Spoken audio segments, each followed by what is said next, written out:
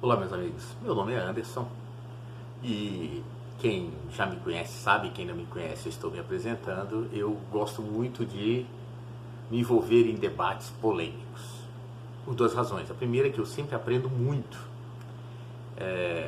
com esses debates, né? Não só sobre o tema, mas como as pessoas que defendem determinadas posições. Muito bem, eu vou aproveitar esse tempo de endemia, de epidemia, né? Que você não pode sair de casa, e vou aqui lavar a louça e ao mesmo tempo discutir esses temas polêmicos. Até vou chamar esse quadro de Colocando em Pratos Limpos. Então vamos lá. O tema de hoje é a minha preocupação com esse debate político, se é que eu posso chamar isso de político, que me parece mais é uma guerra visceral que se arrasta desde o primeiro mandato da Dilma, né? Que na verdade foi jogada no meio de um incêndio, né? Mas isso é uma história que eu vou contar ao decorrer deste vídeo, que certamente será quebrado em vários capítulos, porque o vídeo é muito longo, não porque eu tenha muita louça para lavar, mas é que lavo a louça todo dia, né? Então, mas vamos lá. Essa divisão política. Primeiro vamos começar entendendo o que é política. Eu que tenho uma audiência bastante eclética, de auxiliar de limpeza até magistrado, né? Eu tenho que dar uma planificada nos conhecimentos da geral para poder aprofundar no assunto. Tem se falado muito em democracia, pilares do poder, mas para quem não sabe, quem já sabe adianta o vídeo. Quem não sabe, a democracia veio do grego, né? Poder do povo, né? Demo, de povo, de população, e cracia de capacidade de opinar, né? Seria mais ou menos isso, não é uma tradução ao pé da letra, mas o Wikipedia está aí, ou Wikipédia, como preferir.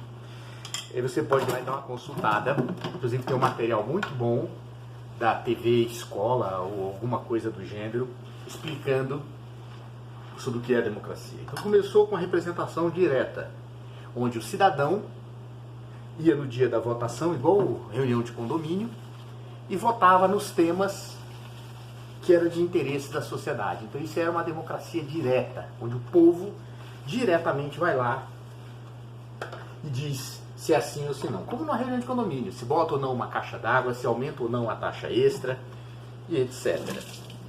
Muito bem. O problema é que isso é difícil em países do tamanho do nosso. Imagina o pessoal sair lá do Acre, né, lá do Arroio Chuí, se reunir aqui em Brasília para decidir, por exemplo, o orçamento que vão fazer com o dinheiro arrecadado dos impostos, né?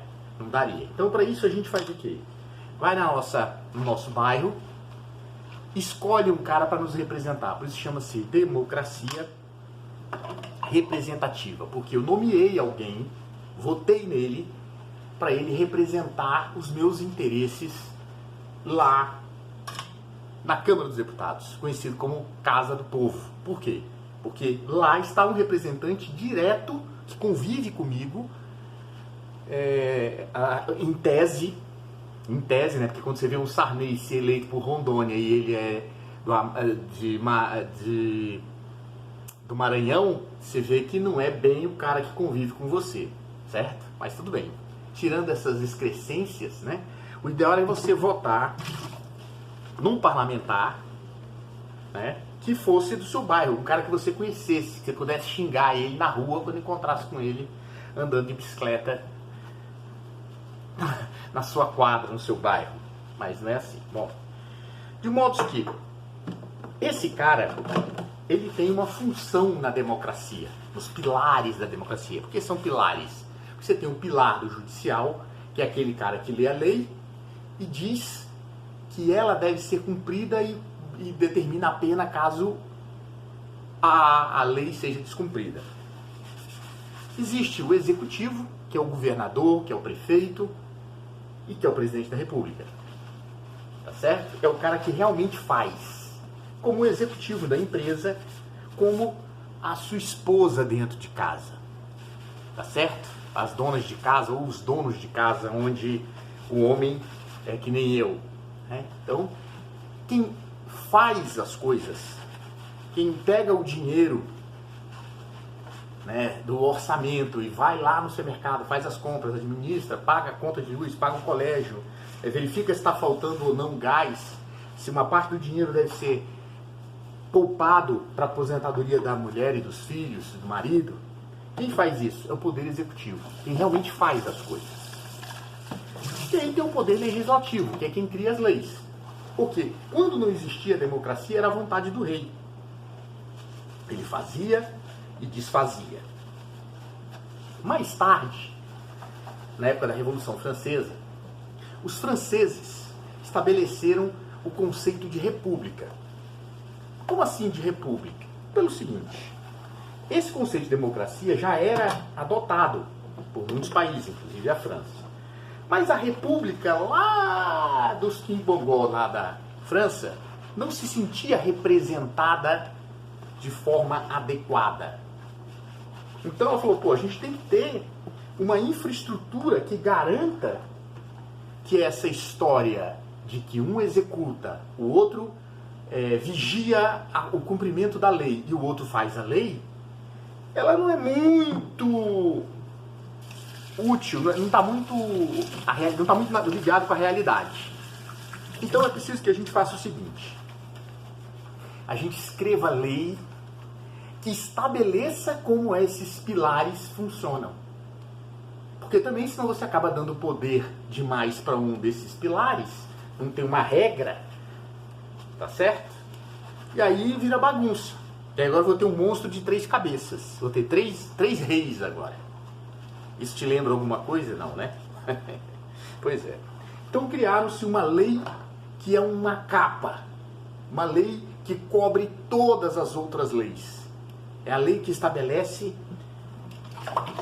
a regra geral, mais conhecida como Constituição. E essa lei vai estabelecer, inclusive, o limite entre cada um desses poderes. E assim, ficou estabelecido que esse seria a norma, a lei. Às vezes eu vou me referir à lei como norma, e às vezes como lei, quando eu quiser dizer exatamente a respeito de uma delas. Muito bem.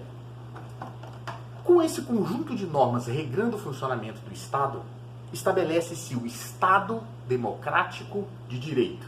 Estado porque é o território, o idioma e os costumes e a língua que reúne pessoas.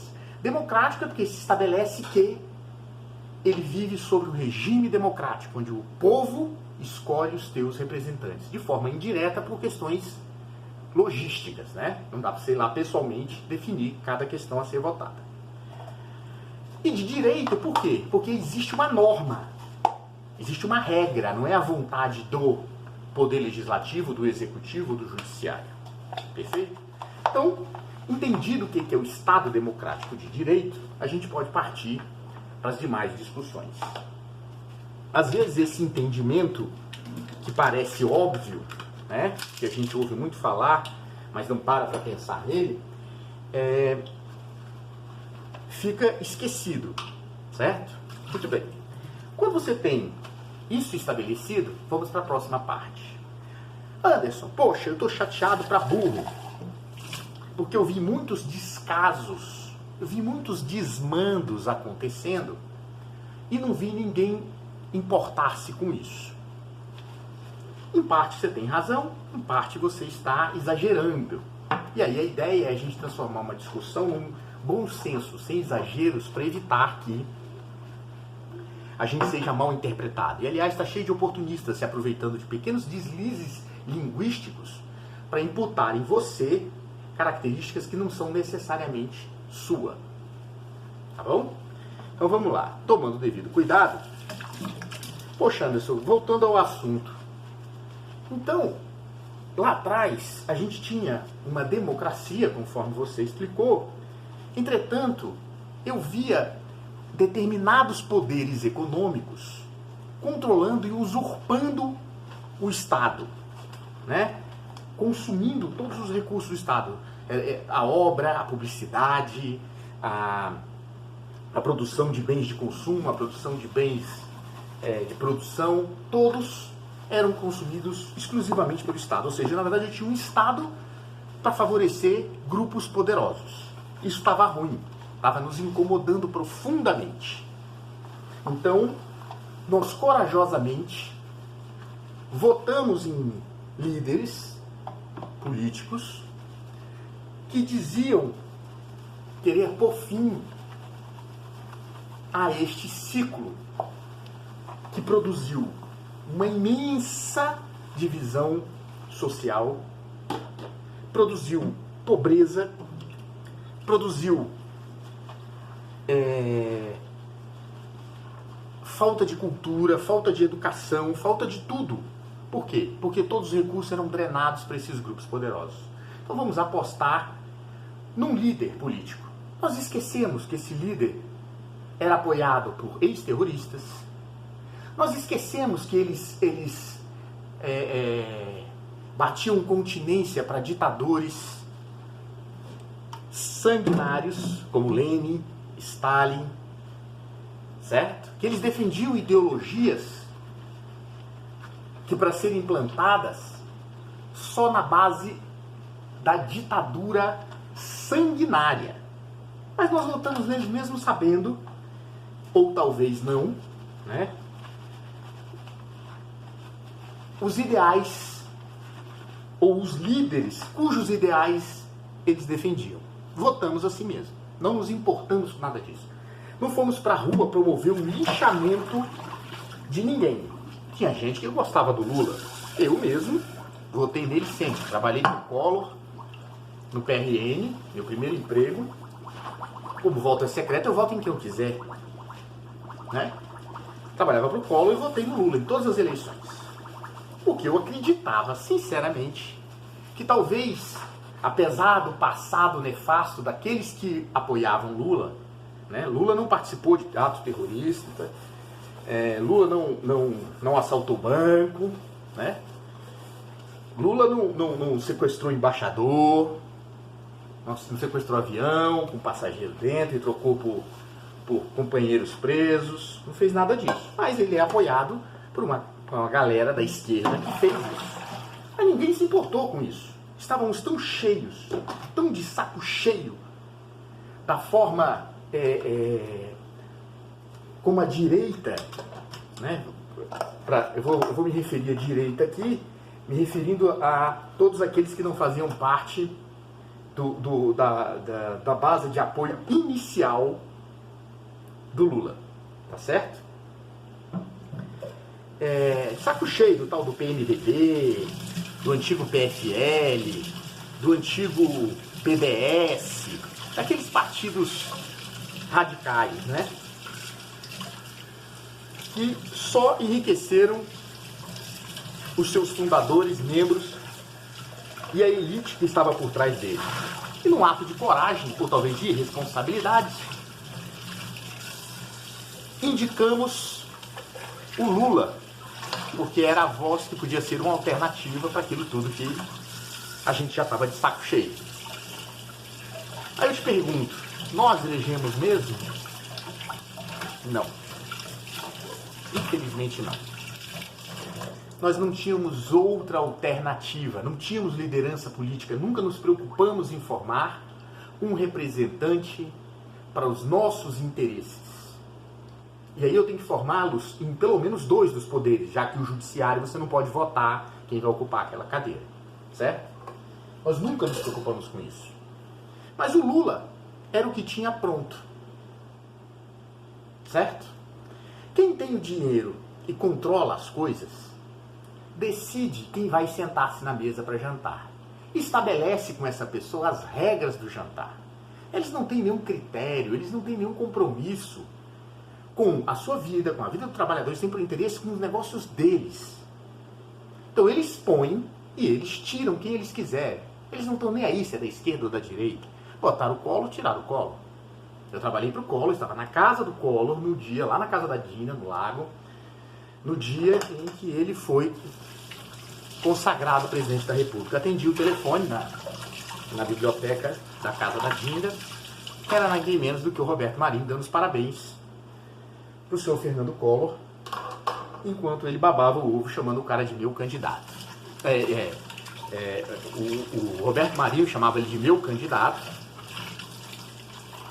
e ele todo envaidecido, orgulhoso, e na casa dele estava a Cláudia Raia, outros atores e diretores globais, e eu vi ele pôr, eu vi o Roberto Marinho pôr, eu vi a instituição Globo pôr, e vi depois o Aloysio Mercadante, o Lula sentado no gabinete pela imprensa, evidentemente, do Roberto Marinho, pedindo o apoio dele para tirar o Collor. Então só isso aí demonstra para vocês que a democracia que você conhece é para inglês ver. Mas isso não te dá o direito de pedir para os pés de bota, ou os militares, irem correndo com um tanque de guerra, armado até os dentes, destituir um poder. Você não pode fazer isso. Ah, mas em 1964 foi feito assim. Não foi feito assim, não. O Congresso, num golpe, promoveu a destituição do presidente, dizendo que ele tinha se evadido do país e que o país estava sem controle e que, portanto, seria necessário uma intervenção militar. E aí os pés de bota entraram, tá certo? Para botar ordem na casa e não saíram por 20 anos. Então por isso que isso aí é chamado de golpe militar. Na verdade quem deu o golpe foram os civis. Mas os militares, na hora que sentaram lá, falaram, é tão gostoso o poder, não quero sair mais não. Ah, mas teve ditadura. Bom, eu não vou entrar nesse mérito, porque corre o risco de dizer que eu apoio, né, os mal intencionados, aqueles que querem fazer valer a sua opinião, vão dizer por aí que eu estou apoiando ou defendendo a ditadura. Então, portanto, não mereço ser escutado. Eu só digo o seguinte: não concordo em número, em gênero e nem em grau com as atitudes dos mal militares. Assim como eu não concordo com o Mao Tse Tung, eu não concordo com Stalin, com Lenin, com Trotsky, com Chaves, com Maduro, que para fazer valer o seu ideal político socialista, tem que submeter o seu povo à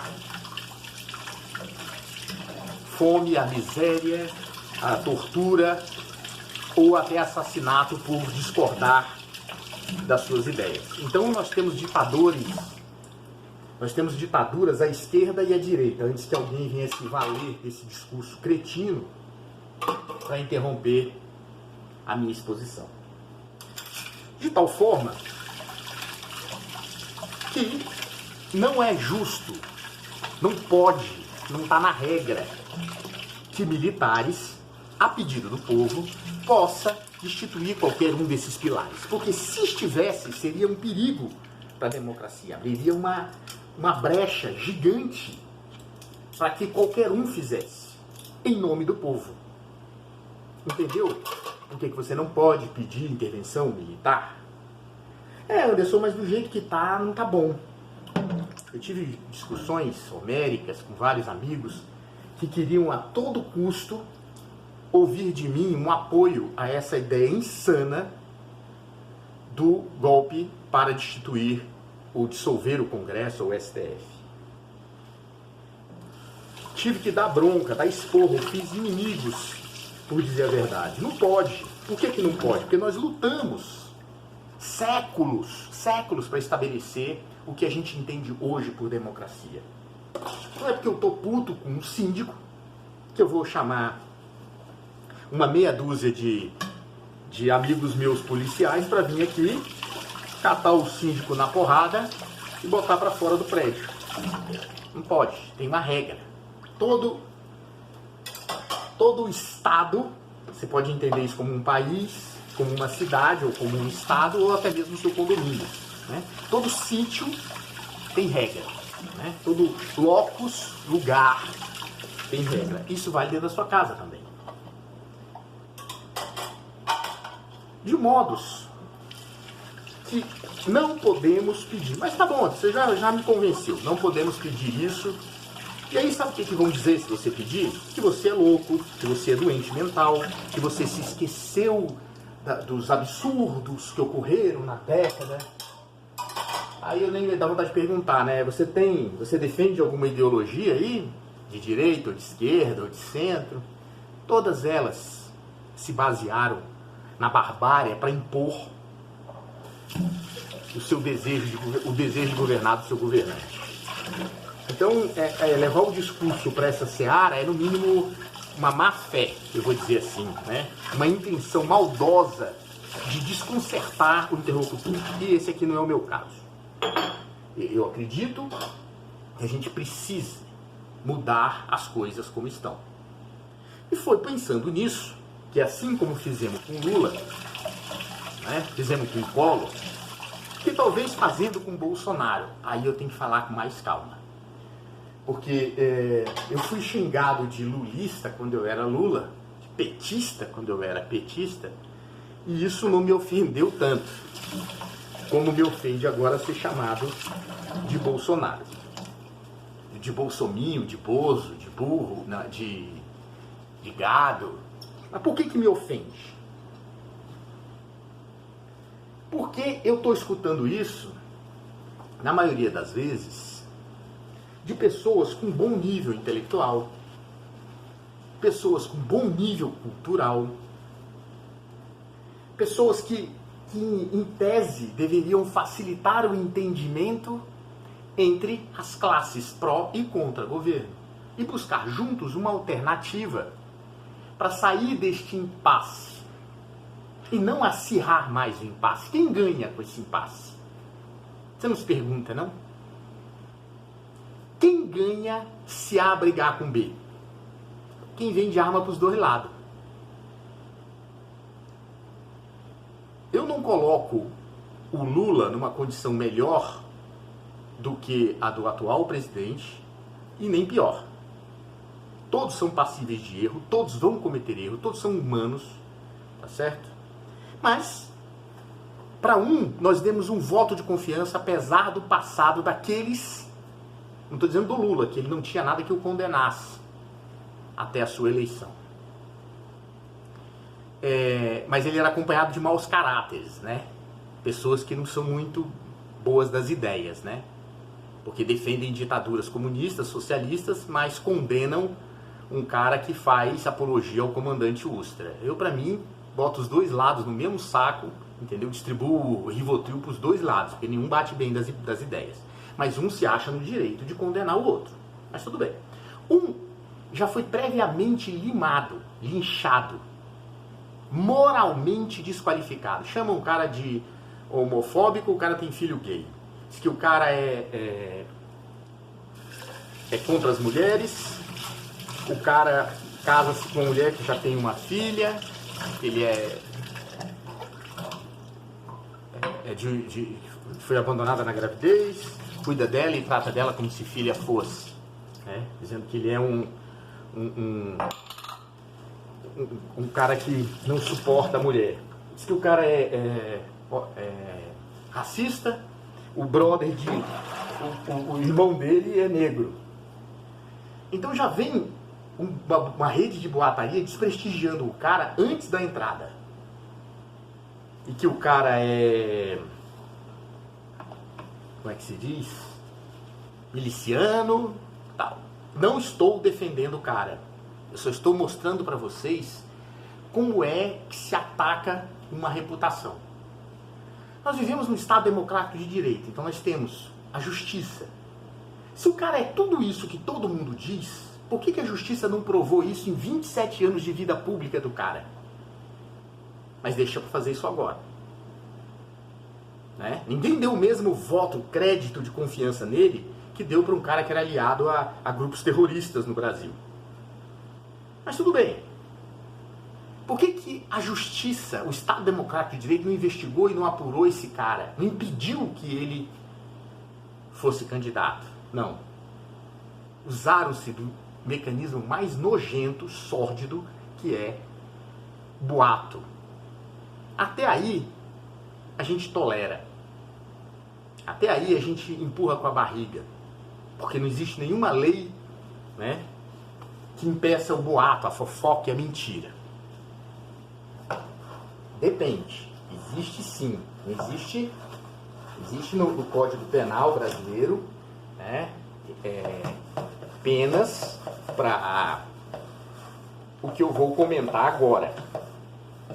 Aí alguém chama o cara de genocida. O genocida é um crime. Quando você diz que alguém é um genocida, você diz para ele ou diz dele, você está dizendo que ele cometeu um crime. Bom, você dizer isso sem que tenha corrido o processo legal que o acuse, você já está cometendo um crime.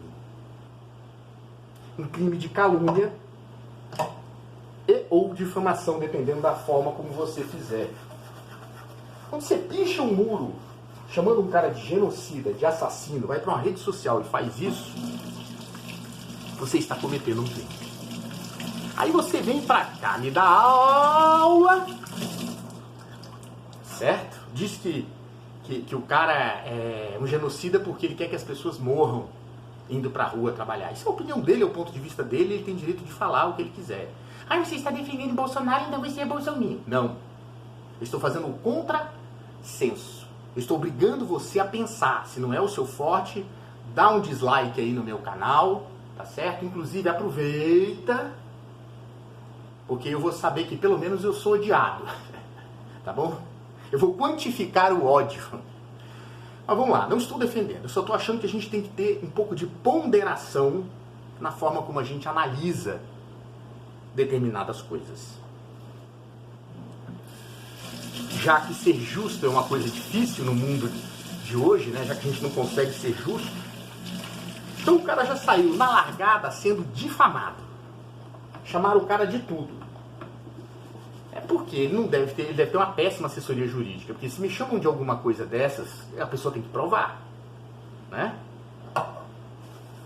O problema é que o nosso judiciário ia ficar entupido, porque toda hora o cara é esculachado. Mas tudo bem, ele dá motivo, fala bobagem, se expõe, certo? Mas o que isso tudo tem a ver com a sua história de democracia? Pois é, no nosso desespero popular, por achar uma alternativa para melhorar a distribuição de renda, melhorar as questões sociais, né, o assistencialismo necessário, não estou dizendo que a gente deva depender dele para sempre, mas um certo nível de assistencialismo ele é até saudável para a economia, e os programas sociais mostraram isso, né, porque o cara que fabricava um pão lá no município da Tonga da Mironga, quando o Bolsa Família chegou lá, a dona Maria, que não comia pão, passou a comprar pão. Então ele passou a produzir 2 pães, então contratou mais um cara. Então esse cara também passou a comer mais pão. E tudo isso oxigenou a economia brasileira e melhorou relativamente a distribuição de renda. Isso leva um tempo para acontecer. Preciso que isso se perpetuasse aí por uns 20 anos até que tudo se normalizasse. Você põe dinheiro na economia agora, você vai começar a ver o resultado daqui a 2 anos.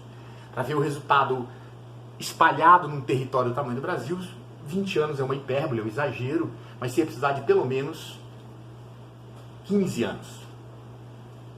E tiveram 12 anos de governo. Ótimo. A gente conseguiu em parte aquilo que nós queríamos, uma melhoria na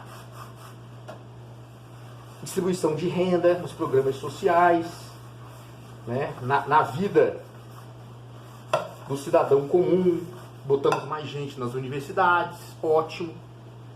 Embora eu acho não, que eu detesto a palavra acho, eu não sou garimpeiro, eu tenho convicção de que universidade, pelo menos no nível de formação de doutores e mestres e pós-doutores, não é um lugar para todo mundo. Todo mundo não precisa ser doutor, mas todo mundo precisa ter uma boa qualificação científica para exercer a sua profissão. Ou seja, cursos técnicos, tá certo? Uma graduação superior com apoio científico, que seria o equivalente a uma faculdade técnica, tá certo? Por quê? Porque você precisa ingressar no mercado de trabalho. A maior parte da pirâmide vai estar empregada e não produzindo conhecimento científico. Então, tudo isso evoluiu. Mas a gente não entendeu ainda que certos poderes e privilégios ainda eram mantidos. Mesmo diante da nossa aposta e da nossa promessa de que com a chegada de um porta-voz do lado oposto daquele que a gente costumava ver, que era o caso do Lula, traria isso para nós. Mas a gente entendeu também, ou pelo menos deveria prestar atenção, porque sempre dão indícios. As coisas não se transformam de uma hora para outra num problema. O problema ele vai se agravando. Que não era bem assim. Que embora o Lula tivesse feito alguns avanços, que o Amoedo costuma chamar de voo de galinha, né? A gente faz alguns avanços, entretanto não são aqueles sustentáveis, aqueles robustos, aqueles que fazem parte do Estado, que agregam no Estado como um tijolinho Lego e vai evoluindo. Não, ele vai, o outro que entra destrói, e aí agora a prioridade é outra, e etc, etc, etc. Então, não estava bom. Por quê? Tivemos evoluções sociais,